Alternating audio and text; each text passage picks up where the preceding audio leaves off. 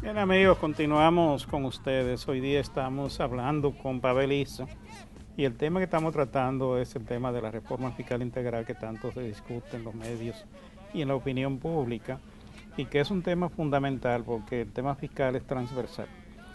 El presidente electo ha hecho en su proceso de campaña, hizo toda una serie de planteamientos y hizo promesas muy concretas y compromiso de cumplirlas.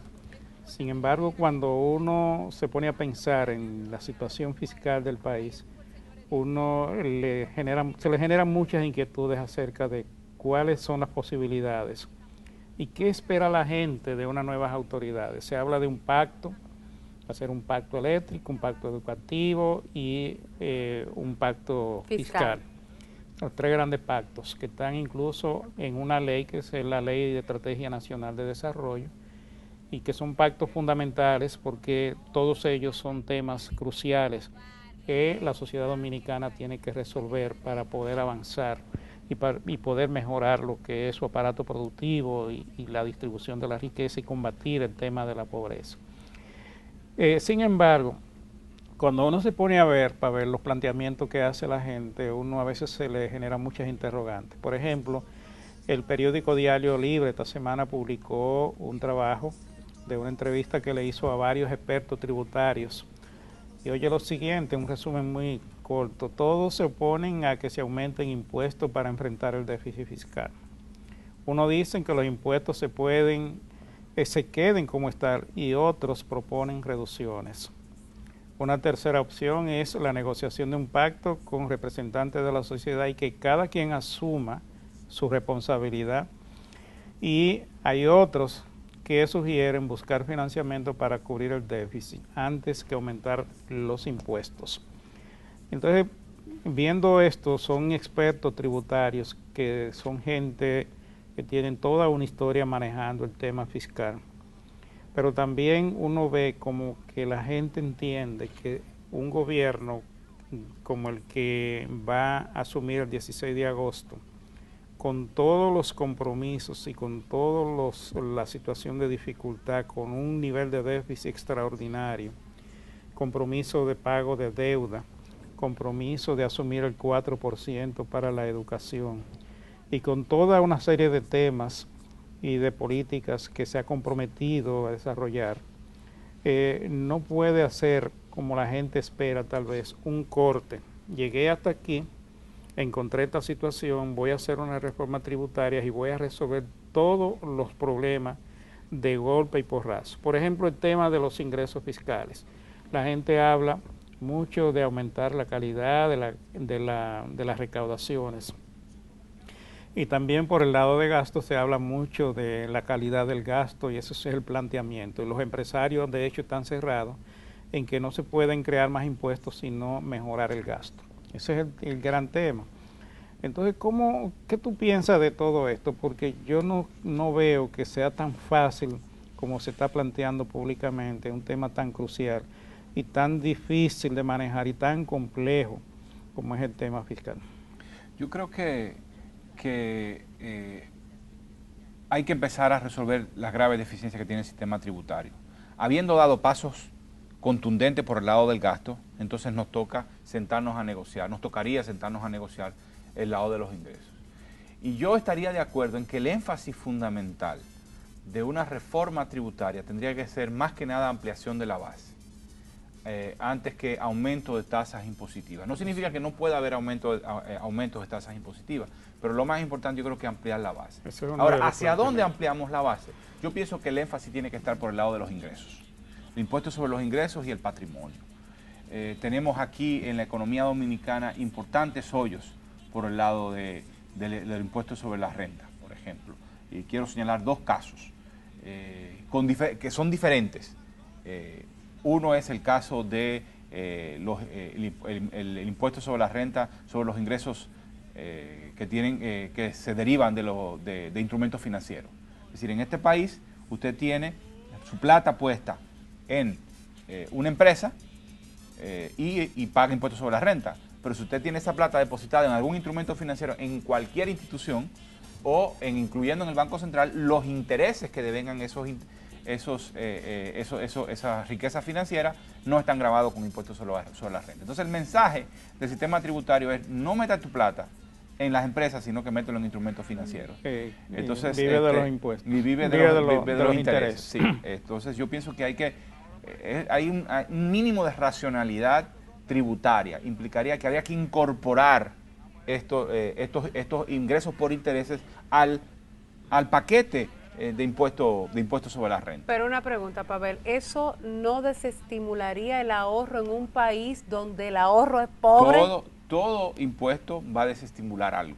Pero cuando usted compara la tasa de interés real en la República Dominicana con una tasa de interés fuera de la República Dominicana, en este momento, otra vez, que lo estamos discutiendo de nuevo, porque así mismo lo discutimos en 2004, las brechas son significativas. Entonces, ¿para dónde usted va a ir con intereses, a buscar intereses del 1%, del 0.5%, del 2% en otros países? O sea, la brecha sigue siendo significativa y tenemos una buena oportunidad. Si la brecha fuera más cerrada, yo diría, mira, aquí puede haber, porque además con las cuestiones institucionales, el riesgo cambiario, es cierto. Porque se podría dolarizar la economía y la gente se podría desincentivar, o sea, hay que Pero ver. yo creo que hay una brecha.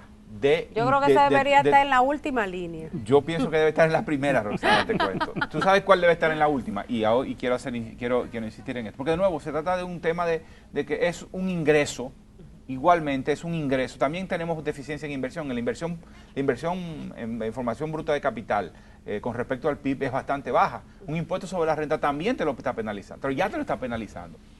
Igual pasa en todas partes del mundo, digamos, donde hay una mayor equidad fiscal, usted paga también por esos ingresos. Lo ideal sería incorporar eso a la declaración, que pagara impuestos sobre la renta en función del nivel total de ingreso de la persona. Si la persona recibe poco nivel de intereses, pues obviamente pasa por debajo del límite y no va a pagar. Y luego va aumentando y va a pagar poco. Si usted recibe mucho, pues entonces usted va a pagar, igual que el impuesto sobre la renta normal. El otro, que ese sí yo pienso que debe verse con mucho más cuidado, es el tema de zonas francas. El tema de las zonas francas disfrutan de un conjunto de bienes públicos públicamente provistos por el Estado, financiados con impuestos, y no pagan absolutamente nada. Entonces yo creo que ellos también tendrían que formar parte del serrucho nacional. Ahora, ¿qué pasa? Que están en una situación un poquito, y ahí sí la competencia es más intensa. Yo en el caso de los depósitos y el dinero lo pienso que es menos intenso, pero en el caso de la zona franca están compitiendo en igualdad de condiciones y nadie pagando impuestos con muchos países en Centroamérica. Entonces, si tú lo vas a grabar con un impuesto sobre la renta, pudiera generarse una corrida de inversiones. Eso es un tema que yo cuidaría, yo lo entiendo. Pero creo que ya hay países que están precisamente pensando en eso, en incorporar a la zona franca, a su universo de contribuyentes del impuesto sobre la renta. No estamos pensando en otra cosa más, porque no es impuesto a las transacciones, no es impuesto a la importación o a la exportación, ni mucho menos, sencillamente a las ganancias. Pero, de nuevo, estás compitiendo en un segmento donde es una competencia sumamente intensa por salarios bajos y por nulidad de impuestos.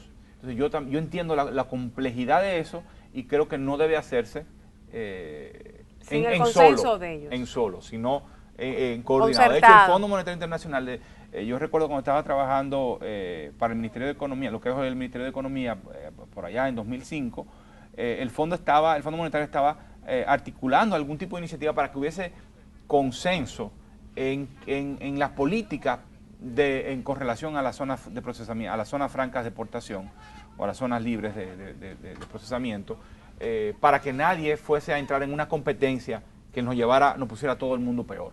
¿Ya? Entonces yo creo que eso es un elemento que hay que considerar. Luego está todo el tema. ¿Y las exenciones, la tema de las racionalizaciones? Bueno, ahora vamos con el tema de las exenciones por el lado del impuesto sobre la renta. Y yo creo que hay dos hoyos importantes y eso te va a permitir controlar muchos otros hoyos. Ahora, ¿dónde está la plata? De verdad, ahí hay dinero. Y yo creo que hay dinero y te hace el sistema tributario más progresivo. Que ese es uno de los temas más graves que tiene el sistema tributario dominicano, que es un sistema que es regresivo en el sentido de que las estimaciones que nosotros, que yo y con un equipo que estaba trabajando hicimos, era que estaba básicamente por cada decil de ingreso pagaba más o menos lo mismo. Lo cual significa que es un sistema regresivo. Ahora, entonces eso es esa reforma en el impuesto sobre la renta no solo tiene algún poder recaudador importante, sino también que te hace el sistema tributario más justo. Pero la plata fuerte no está ahí. La plata fuerte está en el ITEVIS. Ahí va yo. Sí, el ITEVIS te genera un 3.2, o sea, las exenciones, el gasto tributario, lo que llamamos los economistas, el gasto tributario, que es el total de las exenciones que deberían de pagar y que no están pagando, que no está pagando la sociedad dominicana por el ITEVIS, es equivalente al 3.2% del Producto Interno Bruto. Es decir, estamos hablando que es cerca de un, no sé si 25% más. O sea, si tú eliminas la totalidad de las exenciones de ITEVIS, en un cálculo un poco grueso, te da que tú elevarías la presión tributaria desde el 13% del Producto Interno Bruto al 17%, 17 y pico por ciento. Pero eso tiene muchas aristas. Vamos a ver. Muy complicado. Vamos a verla en el próximo segmento. Sí, que nos están pidiendo una pausa.